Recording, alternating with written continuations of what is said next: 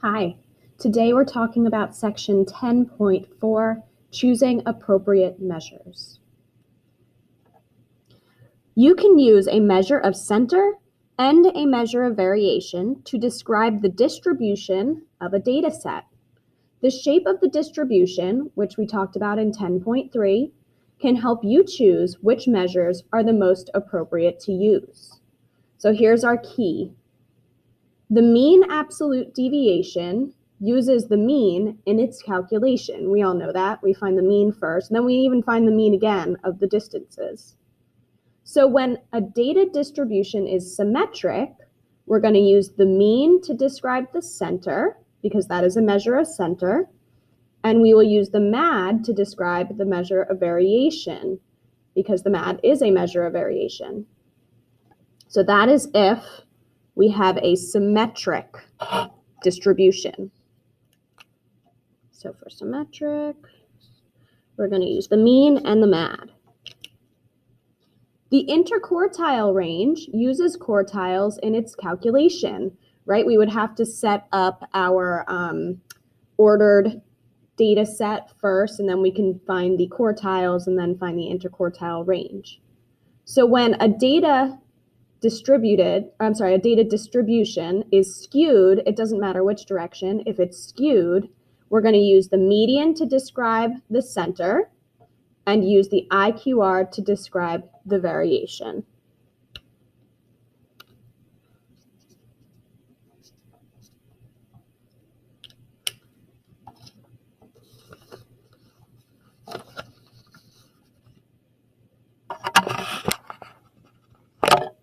So for example 1, it says the frequency table shows the number of states that border each state in the United States. What are the most appropriate measures to describe the center and the variation? So first we need to display this in a histogram. Okay, so we've got y-axis, x-axis. We've got our frequencies over here. And we've got number of bordering states over here.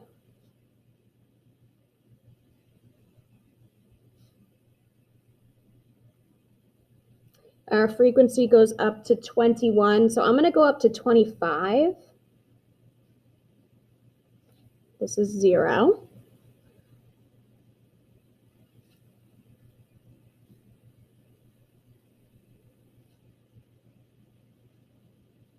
And then I've got my intervals here. So we've got 0 to 1, 2 to 3, 4 to 5, 6 to 7, and 8 to 9. All right, now let's start drawing our bars. So from 0 to 1, we are at 3.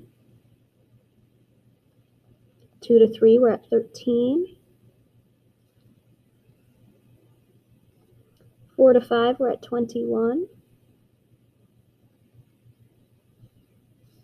6 to 7, we're at 11. And 8 to 9, we're at 2. Okay, so first we need to decide if this is symmetric or skewed. This looks symmetric to me.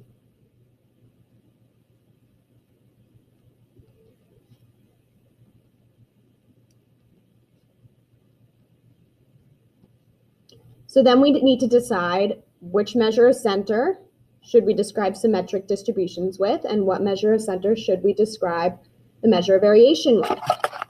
Well, for symmetric, we're going to use the mean for the measure of center and the MAD for the measure of variation. So that is just being able to identify the shape of distribution and what measure of center and measure of variation we would use to describe this. It would be the best way to describe that data set.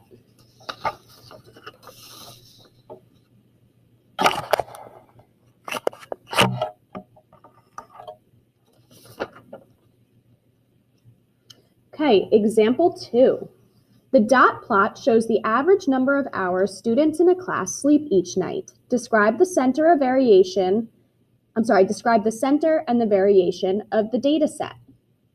So not only do we have to choose what the center and variation would be, we have to describe them as well, give more input on them. So from this picture, I'm going to say that we are skewed left.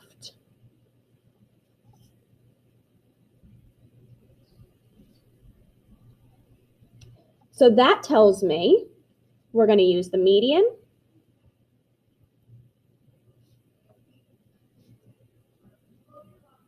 for measure of center and the IQR for the measure of variation. Okay, so now let's find the median. So I'm going to start crossing things off and working my way towards the middle value. Let's do 1, 2, 3, 4, 5 on this side. 1, 2, 3, 4, 5 on this side. Let's keep working our way in. 1, 2, 1, 2, 1, 1, 1, 1. That gives me 8.5 for the median. So if we were going to describe the measure of center for this, we would want to use the median, which is 8.5 hours. Now, if we want to describe the measure of variation for this, we're going to use the IQR. So now we need to find the two quartiles, quartile 1 and quartile 3. So here's the left half of data. I'm making my way to the center. 1, 2, 3, 1, 2, 3, 1, 1. That leaves me here at 7.5 for quartile 1. Now let's work on our upper half. 1, 2, 3, 4. 1, 2, 3, 4. That leaves me with 9 for my quartile 3. So for IQR, if I was describing the measure of variation for this data set, I would want to use IQR rather than MAD, because this one's more appropriate for a skewed data set. We're going to do 9, which is quartile 3, minus 7.5, which is quartile 1, and that gives me 1.5 hours. That would be the way that we would want to describe the measure of variation.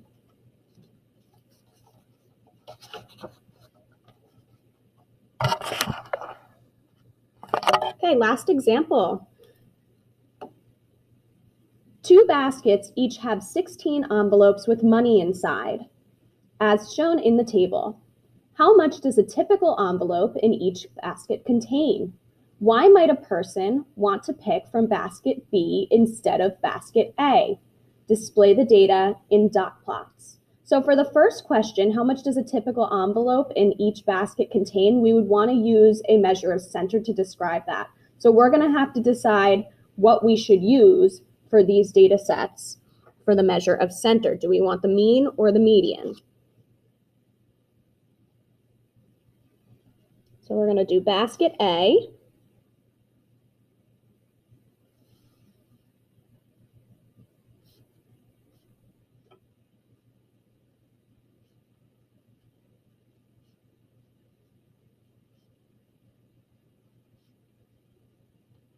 Just setting up my number line for my dot plot. Now I'm going to start putting the dots in. So we've got 1 at 0, 1 at 10, 2 at 30, 3 at 40, 2 at 50, 3 at 60, 2 at 70, 1 at 90, and 1 at 100. Now let's do basket B.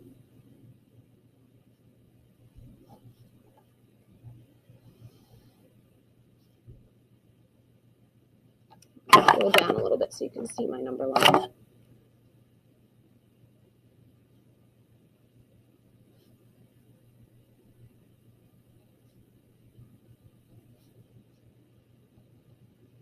Okay, so let's see. We have 1 at 30, 2 at 40, 4 at 45, 2 at 50, 4 at 55, 2 at 60, and 1 at 70. So something that we can decide for both of these is that they are both symmetric distribution.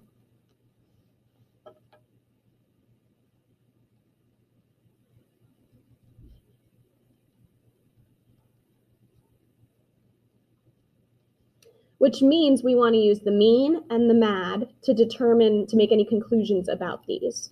So let's do basket A. The mean, when you add up all of these data points, you'll get 800 out of 16 total data points, which is going to give us $50 for my measure of center. And then you all know how to find the MAD on your own. I'm just going to tell you it is $20. That is how far the typical, on average, the typical values are from 50. Let's go to basket B. So we're going to have the mean, which is also 50. So they have the same measure of center. And the MAD is $7.50. So based on this, we can make some conclusions. Over here, I'm going to say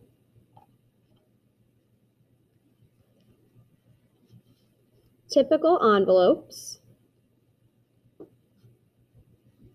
cost $50. So we could get that from either basket A or basket B.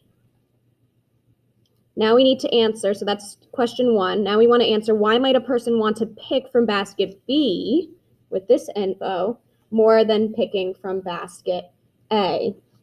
So they may choose B because there is less variation or variability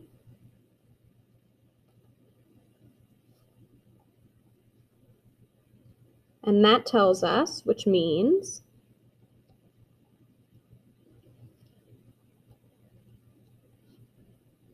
they are more likely to get an envelope close to $50 because your MAD is smaller. This is how far on average the data values or the envelope prices are from 50. So they're a lot closer than in basket A. And that is the end of our 10.4 choosing appropriate measures notes.